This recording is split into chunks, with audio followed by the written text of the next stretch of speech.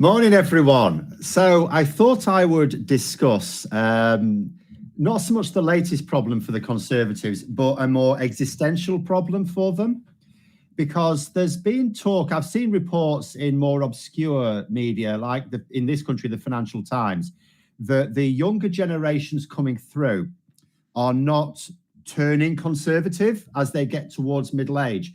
But the news is starting to filter through to the mainstream media now. The Times is reporting that millennials, which they're classing, well, I don't think they're classing as, they are classed as people who at the moment would be between the ages of 27 and 42, so certainly at the upper end of that range, are starting to vote in larger numbers.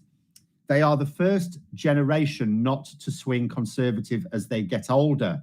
And this is, of course, a problem because when you consider the Conservatives, when they win, and they win a lot, but when they do win, they're not like absolutely beasting it. They're winning a lot of seats by a relatively small margin, even in 2019. And it was like, this was a devastating win for those who don't like the Conservatives. And yet it was still winning a lot of seats by quite a small margin. And if and that is because they have most of the older voters voting for them. And the reasons are well known because you're seeing a similar thing in the United States as well. It's not exactly the same pattern, but there's a similar thing with younger generations turning away from conservative values. And there's multiple reasons for it. I think disdain for the climate emergency amongst a lot of Conservatives is not helpful. But ultimately, it's because they're not getting the benefits of capitalism. So people, when they're getting into their 30s and 40s, ought to by then be on the housing ladder. In fact, they should have probably been on the housing ladder from their late 20s. And by the time they're getting towards their late 30s, 40s, those mortgage payments should be very manageable. They should be able to afford a higher standard of living. That's the thing. When you first start out, you move out from your parents, you strike it out on your own. You don't have very much. When I first moved out, for example, I was able to get like a, cheap sofa and reconditioned washing machine, stuff like that. So I was all right. But the house was still that I rented was still fairly bare. And what's supposed to happen is as you get older, your career advances, your income increases, you're on the housing ladder. And once you're on the housing ladder, although it's costing you a fortune for your mortgage repayments early on, 10 years down the line, you're basically paying the same. I mean, interest rates can go up a bit, but generally you're paying the same, whereas rents have skyrocketed. So you're doing better now. Your income has outstripped your necessary spending, so you've got a bit more money. Your standard of living goes up. You can afford some holidays, some nice holidays, not just like a bed sit in Blackpool. You can afford the nice telly. You can afford the nice car.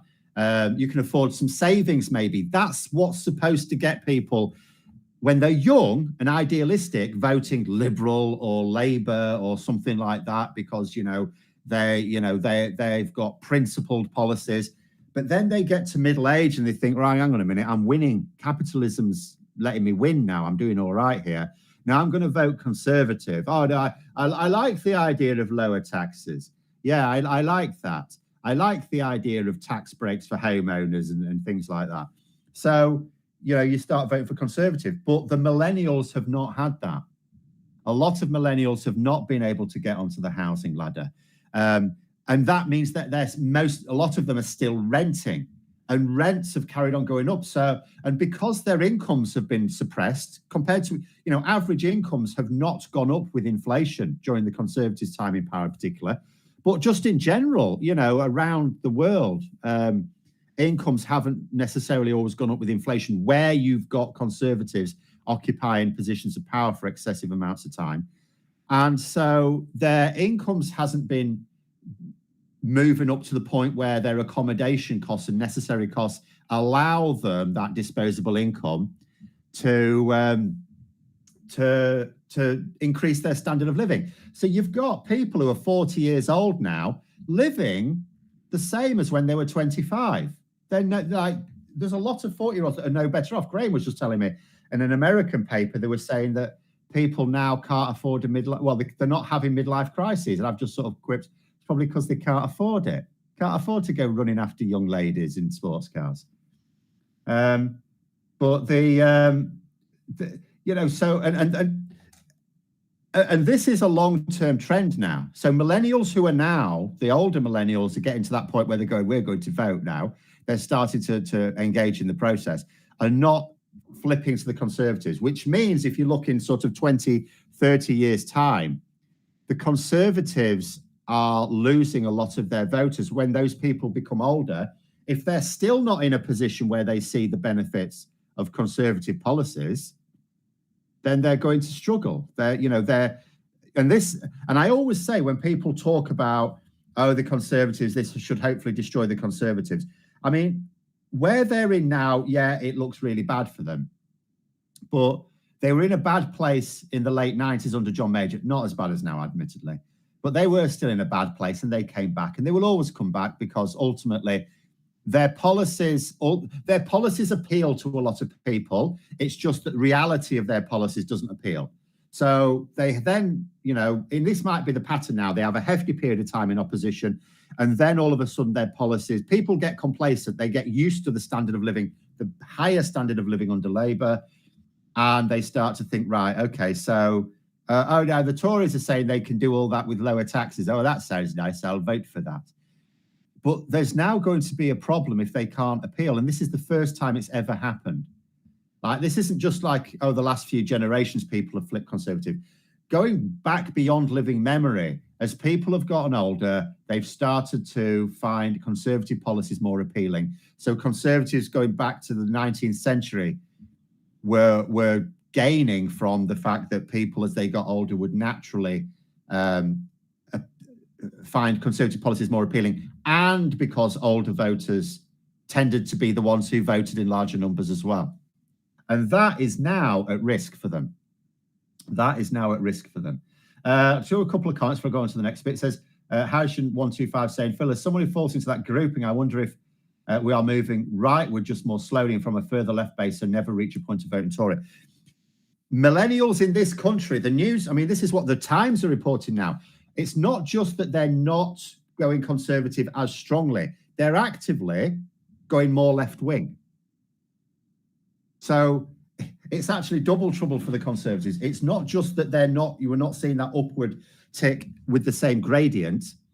You're not seeing it at all. You're actually seeing it go into reverse, because some of the Conservatives' policies may appeal to some younger people as well, maybe on the more authoritarian side.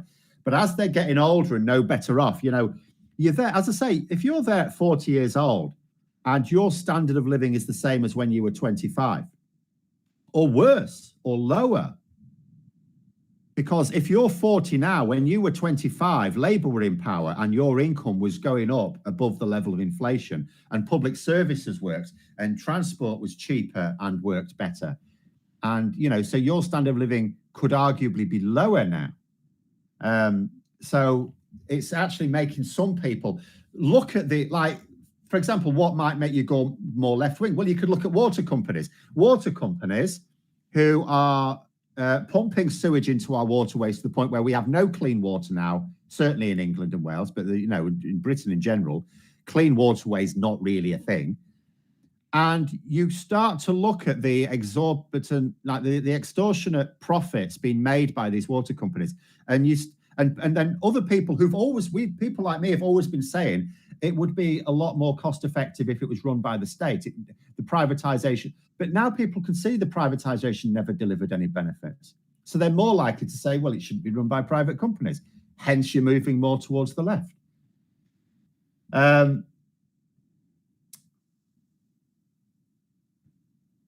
What's this news on Labour making noise about climate change policy? I mean, their climate change policies have been their biggest thing. It's like £140 billion investment in green tech they're applying for.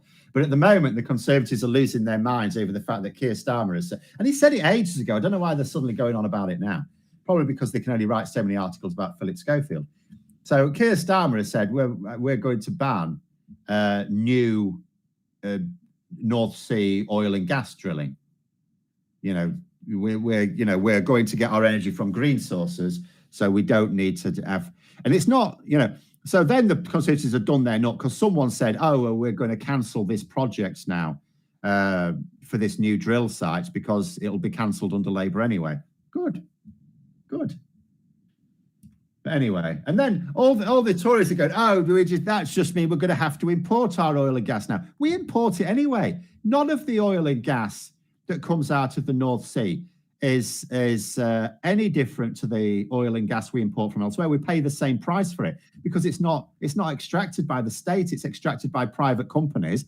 They don't give us a special rate just because they extracted it from Britain. We pay the same price as France for it, or any other country that wants it. Absolute nonsense. But anyway, right, on to the next bit. So in this article in the Times, it did give a little bit of copium to the Tories. It said there were 2 reasons not to be too downbeat about this news that millennials are actually turning more left-wing, right? This was it. The first is they noted that millennials actually don't mind Rishi Sunak. They actually prefer Rishi Sunak to the party. He's more popular than the party. And they reckon that's a bit of a bonus to this news. And I would say this is pure copium. That's not doing them any good because Rishi Sunak is going to lose the next election. Now, if they're going to argue that Rishi Sunak is reasonably popular amongst millennials, it's just the Conservatives that are not, that would be fine if Rishi Sunak was still the Chancellor and he was looked at as a star of the future, because then maybe in 10 years' time, he thinks about a bid to become Tory leader at round about the time Labour have been in power for long enough for people to be thinking, oh, maybe they start to think, should we have a change of government? You start to get, a bit familiarity breeds contempt type thing, which happens all the time. That would be fine, but he's not. He's the leader now. He's the one going into the next election. He's going to lose it very badly. So, and then he's going to step down. He's not going to stay their leader for another 10 years in opposition until they can get themselves in a position to come back. So that's complete nonsense. He is losing the next election. That is it might help them retain a few extra seats, maybe. But the second one is more useful in the long term. So the second one is what the reliance on what they call shy capitalists. Oh, super chat from John Adams Hughes there. Thank you very much. £20, near enough. The second one they refer to as shy capitalists. Now, what these are, or what they're defining these are people who are left-wing. They have left-wing policies appeal to them, which effectively means the state controlling like public services at the very least, right? Even if there's some part privatization there. But there's certain types of Tory policy that appeal to them as well, like lower taxes. So again, when I said earlier about the fact when Labour, just like happened with the last Labour government, they've been in for a bit, they've got public services working, people are used to the fact that public services are working, and then all of a sudden they start to think, well, the Tories are promising to maintain these public services and give us lower taxes. Oh, well, we like the sound of that. Oh, you'll keep the public services. Oh, yeah, we'll keep the public services. Oh, we'll absolutely invest in the public services. In fact, we'll invest more in the public services because by lowering your taxes, we will grow the economy, even though the opposite actually happens. We will grow your economy. And so they will be able to invest even more, you see. So they go, oh, that's marvelous. We'll vote Conservative. So there is an element of that. And that is a potential small lifeline for them, even going into the future. Although I will say, they are going to have to sort out their climate change. They are going to have to kick out. I think the Conservatives, if they want to come back again in the next generation, particularly if proportional representation comes in, but we don't know if it will or it won't. I think they are going to have to kick out their climate change deniers because that's going to be a massive drag for them. But the idea of lower taxes does appeal to people if they can be convinced that the Conservatives will deliver everything that Labour are delivering with the lower taxes. And again, you think to yourself, well, how does that work? They're promising to spend more but charge you less. Again, they always say, well, we'll grow the economy, you see. If we grow the economy, you'll earn more. You'll pay a lower rate of tax, but you'll pay more tax, which means more in your back pocket. And we'll have more tax revenues for the public services. It's what David Cameron did. It's what Boris Johnson did when his party had already been in power for nearly a decade. The Tories are worried about their donations from the oil companies. Oh, yeah. Well, the other thing, the thing that's not at all mentioned, the elephant in the room, I'm glad you said that, because I was going to come on to that, is the issue of for the Conservatives to have to start to adopt policies that are going to appeal to these generations coming through now, the millennials at the moment, but then it'll be Generation Z, won't it? They are going to have to deal with their climate change deniers. And yes, that is going to mean, where are they going to get their big bucks from? Where are they going to get them from? Investors, sure, for trying to deregulate financial services. But oil companies are big donors of the Conservatives. That is more of a problem. That is more of a problem for them.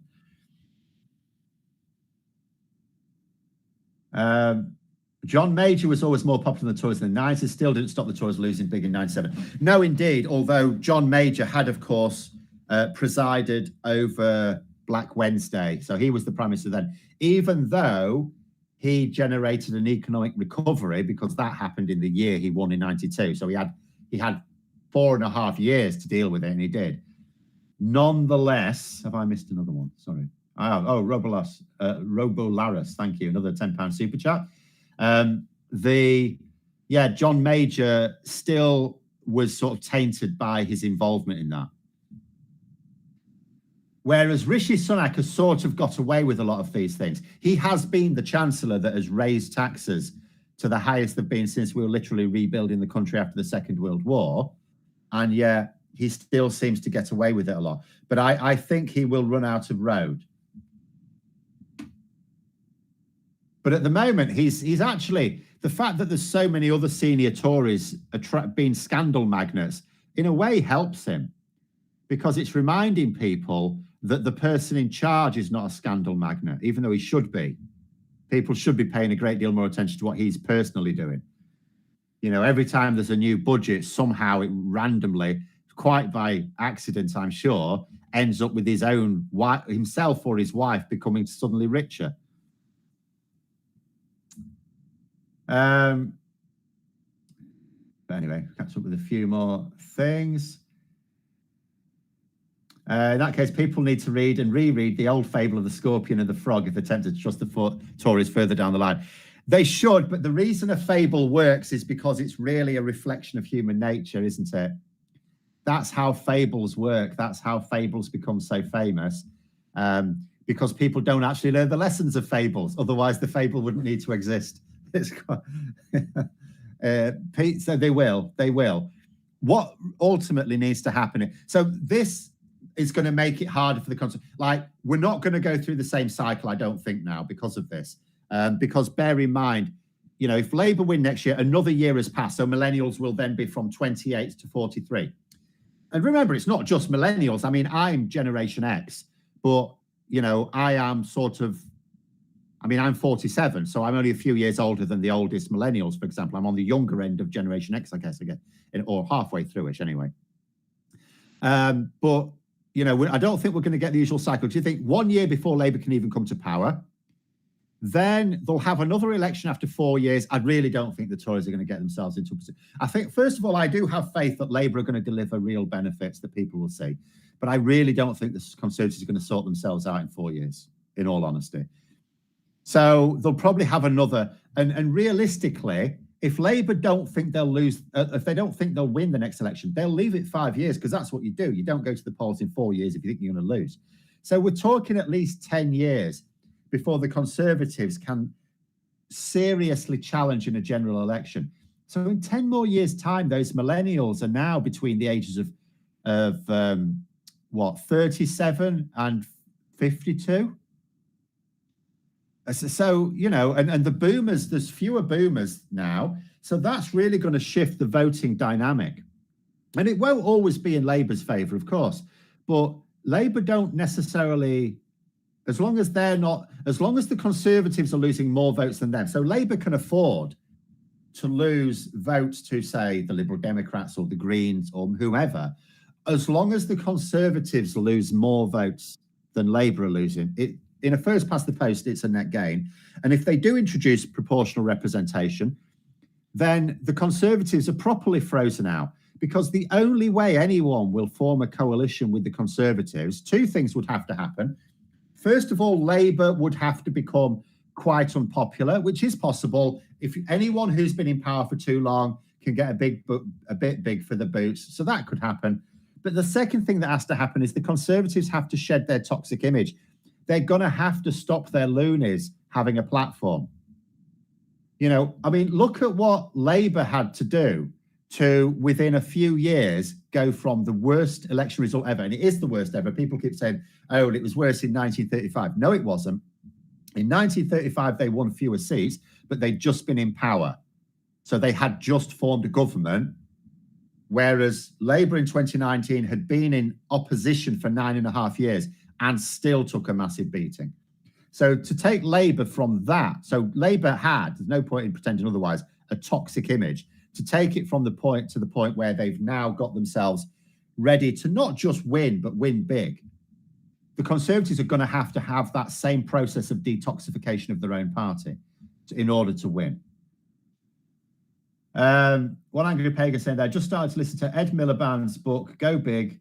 Love what I'm hearing. Was Ed Miliband underappreciated, or was he just not the right man for the job? Yeah, he wasn't the right man for the job. I mean, there's two things to say about Ed Miliband. First, he'll have learned. Because he's not up his own arse, he will have learned from failures. Like anyone who doesn't allow their ego to inform them will always seek to learn from failures. Instead of coming up with excuses, like you look at Boris Johnson, every time he comes up with excuses all the time. That's not the right way to be. I can't remember his name now, but there was a Scottish surgeon who was the inspiration. He was a friend of Arthur Conan Doyle, and he was the inspiration for the Sherlock Holmes character because he was big on deductive reasoning at a time when it was not a big thing. And he had a phrase which is, it's always very pleasant to be right, but it's a much more useful thing to be wrong. And it is, and I can see this as a teacher. You know, you need to learn from failures. I mean, I always bang on about the fact, whenever in the last few years of teaching full time, I had a GCSE physics group. And one time, one of my students got 100% in one of my tests. Well, this has never happened before. This was outrageous. And I apologized to her in front of the whole class for getting 100%. I said, that's my fault. I didn't make it hard enough for you.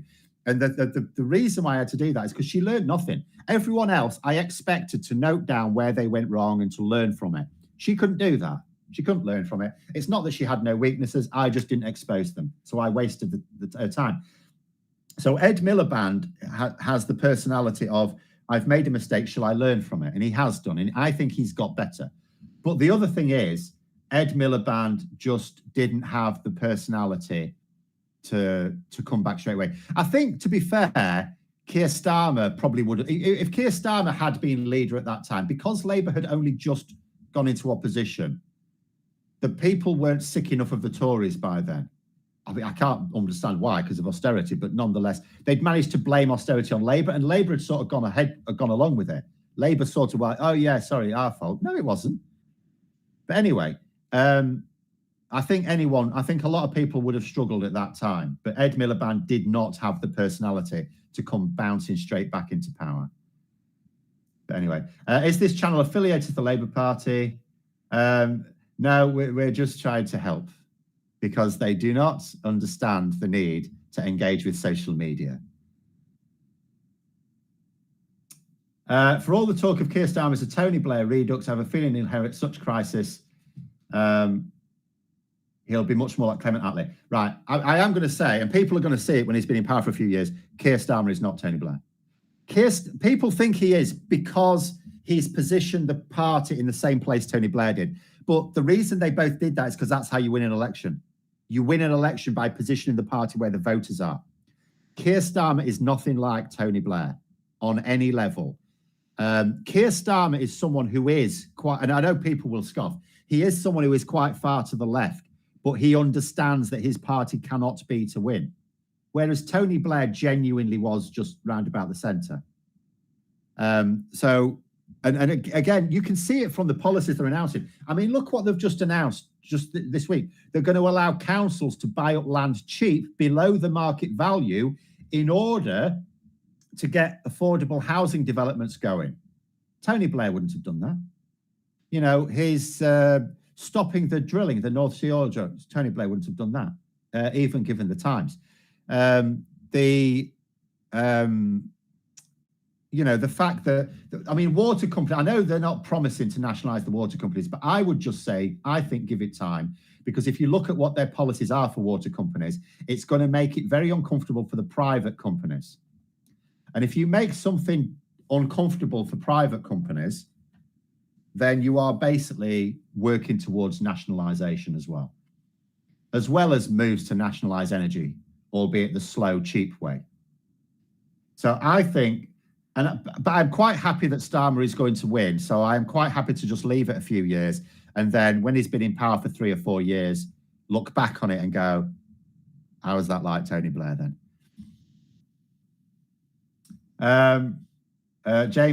Jamie Eames there saying, my chess coach always used to say the same thing in training. He'd deliberately make the weaker players play the strongest ones so they could learn from losing. Yes, well, you have to. You have to. I mean, if you want to, for example, win a race, you have to train. You have to train to be able to exert yourself more than you will have to in that race. You know, footballers, their training is harder than the match itself. It has to be. And you know, this is, and I would tell my students this as well. You know, so that they didn't get dispirited with the very difficult test. I would tell them these tests you're doing are harder than the real thing. A little bit harder, not so hard that you just can't do it. But I would say to them, this is harder than the real thing, so that when you go and do the real thing, you will relax a bit, and you know your anxiety won't stop you answering the questions. So I used to explain my process to them, that you train harder than you need to in the real events where you need to compete. Boris Johnson's a narcissist, so unable to learn because he considers he's never made a mistake. Well, this is the thing, it's his ego, isn't it? There's a great quote from Doctor Who from the 70s, which is that the very stupid and the very rich have one thing in common. They don't change their minds to fit the facts. They change the facts to fit their views, basically. And it's, and that's what he does. And he's wealthy, and he's wealthy enough to be able to surround himself. Same with Donald Trump, wealthy enough to surround himself with people who will agree that if it's pissing it down, that it's a glorious sunny day. You know, they will agree with whatever he pays them to agree to. You know, he can, and that's why, you know, being prime minister, he used to get quite angry in PMQs at times when like Starmer would just say, no, that's rubbish. And he would prove that he was talking crap. He didn't like it because it was forcing him to look at reality.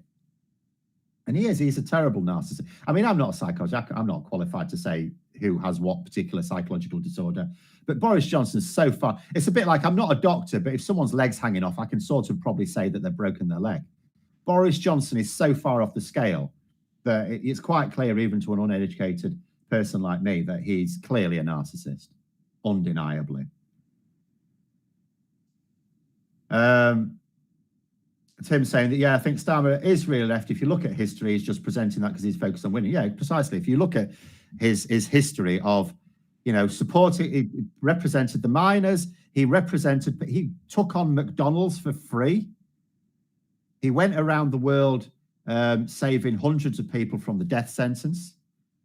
You know, it's absolutely, don't count my chickens. Well, I can afford to. Labour can't. Labour cannot afford to make a single misstep. And that's why, as well, do you know the Tory, right, this is, I think, my final point, because we're running out of time. My final point is, the Tories this week, because someone mentioned it earlier, and I did mention it briefly, the Tories this week going on about Labour saying that they're going to ban all future excavations for North Sea oil and gas. And the Tories go, oh, this is terrible, this is economic illiteracy. And it's like, here's the thing. Why are Labour happy to say, oh, yeah, absolutely, no, this is not up for discussion, we're definitely going to do this? Keir Starmer is afraid to say anything which might cost him any votes at all. He is not taking anything for granted. He is going for the biggest majority he can get, right? And yet he's coming out and saying that. And you think to yourself, empirically, this is the sort of policy that the Tory press could actually make sound a bit dodgy. Oh, it's going to lose a load of jobs and stuff like this. Keir Starmer is obviously so confident in his strategists that he is utterly confident he can say this policy clear as a bell, and he knows it's vote positive. So that tells me that the Conservatives are yet again barking up the wrong tree. They think they've got something they can attack Labour with, Labour, put it this way, Labour are convinced that this is vote positive for them. The Tories think they can turn it into vote negative. One of them has to be wrong.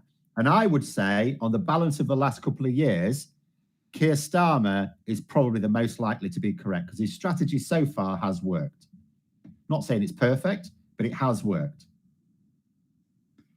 But there we go. We'll call it there. Thanks very much for coming on. Don't forget to click the like button, subscribe, and check in. If you check in the comments below, there'll not be details about how to join Patreon if you want to, but we'll make sure that the Times article is in there, but I will warn you, it's probably behind a paywall. But have a good day, everyone, and until next time, I'll see you later.